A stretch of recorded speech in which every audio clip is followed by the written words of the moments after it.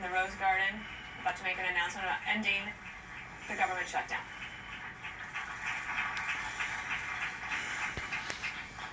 Thank you very much, my fellow Americans. I am very proud to announce today that we have reached a deal to end the shutdown and reopen the federal government.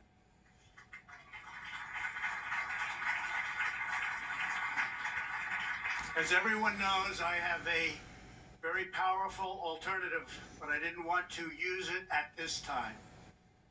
Hopefully it will be unnecessary. I want to thank all of the incredible federal workers and their amazing families who have shown such extraordinary devotion in the face of this recent hardship. You are fantastic people. You are incredible patriots. Many of you have suffered far greater than anyone but your families would know or understand. And not only did you not complain, but in many cases you encouraged me to keep going because you care so much about our country and about its border security. Again, I thank you. All Americans, I thank you. You are very, very special people. I am so proud that you are citizens of our country. When I say make America great again, it could never be done without you. Great people. In a short while, I will sign a bill to open our government for 3 weeks until February 15th. I will make sure that all employees receive their back pay very quickly or as soon as possible. It'll happen fast. I am asking Senate Majority Leader Mitch McConnell to put this proposal on the floor immediately. After 36 days of spirited debate and dialogue, I have seen and heard from enough Democrats and Republicans that they are willing to put partisanship aside, I think, and put the security of the American people first. I do believe they're going to do that. They have said they are for complete border security, and they have finally and fully acknowledged that having barriers, fencing, or walls, or whatever you want to call it, will be an important part of the solution. A bipartisan conference committee of House and Senate lawmakers and leaders will immediately begin reviewing the requests of our Homeland Security experts, and experts they are, and also law enforcement professionals who have worked with us so closely. We want to thank Border Patrol, ICE, and all law enforcement. Been incredible.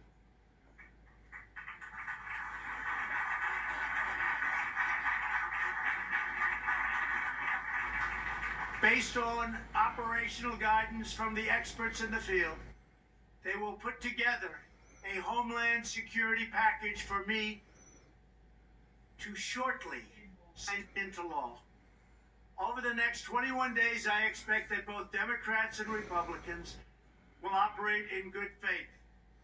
This is an opportunity for all parties to work together for the benefit of our whole beautiful, wonderful nation. If we make a fair deal, the American people will be proud of their government for proving that we can put country before party. We can show all Americans and people all around the world that both political parties are united when it comes to protecting our country and protecting our people. Many disagree. But I really feel that working with Democrats and Republicans, we can make a truly great and secure deal happen for everyone. Walls should not be controversial. Our country has built 654 miles of barrier over the last 15 years, and every career Border Patrol agent I have spoken with has told me that walls work. They do work. No matter where you go, they work. Israel built a wall, 99.9% successful. Won't be any different for us. They keep criminals out. They save good people from attempting a very dangerous journey from other countries, thousands of miles, because they think they have a glimmer of hope of coming through. With a wall, they don't have that hope. They keep drugs out, and they dramatically increase efficiency by allowing us to patrol far larger areas with far fewer people. It's just common sense. Walls work. That's why most of the Democrats in Congress have voted in the past for bills that include walls and physical barriers and very powerful fences. The walls we are building are not medieval walls. They are smart walls designed to meet the needs of frontline border agents and are operationally effective. These barriers are made of steel, have see-through visibility, which is very important, and are equipped with sensors, monitors, and cutting-edge technology, including state-of-the-art drones. We do not need 2,000 miles of concrete wall from sea to shiny sea. We never did. We never proposed that. We never wanted that, because we have barriers at the border where natural structures are as good as anything that we can build. They're already there. They've been there for millions of years. Our proposed structures will be in predetermined high-risk locations that have been specifically identified by the Border Patrol to stop illicit flows of people and drugs. No border security plan can ever work without a physical barrier. Just doesn't happen.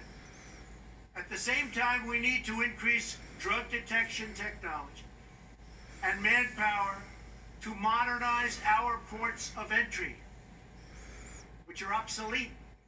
The equipment's obsolete. They're old. They're tired. This is something we have all come to agree on, and will allow for quicker and safer commerce. These critical investments will improve and facilitate legal trade and travel through our lawful ports of entry. Our plan also includes desperately needed humanitarian assistance for those being exploited and abused by coyotes, smugglers, and the dangerous journey north. The requests we have put before Congress are vital to ending the humanitarian and security crisis on our southern border. Absolutely vital. Will not work without it. This crisis threatens the safety of our country and thousands of American lives. Criminal cartels, narco-terrorists, transnational gangs like MS-13, and human traffickers are brazenly violating U.S. laws and terrorizing innocent communities. Human traffickers. The victims are women and children. Maybe to a lesser extent, believe it or not, children. Women are tied up, they're bound, duct tape put around their faces, around their mouths. In many cases, they can't even breathe. They're put in the backs of cars or vans or trucks. They don't go through your port of entry. They make a right turn going very quickly. They go into the desert areas or whatever areas you can look at. And as soon as there's no protection, they make a left or a right into the United States of America. There's nobody to catch them. There's nobody to find them. They can't come through the port, because if they come through the port, people will see 4 women sitting in a van with tape around their face and around their mouth. Can't have that. And that problem, because of the internet, is the biggest problem.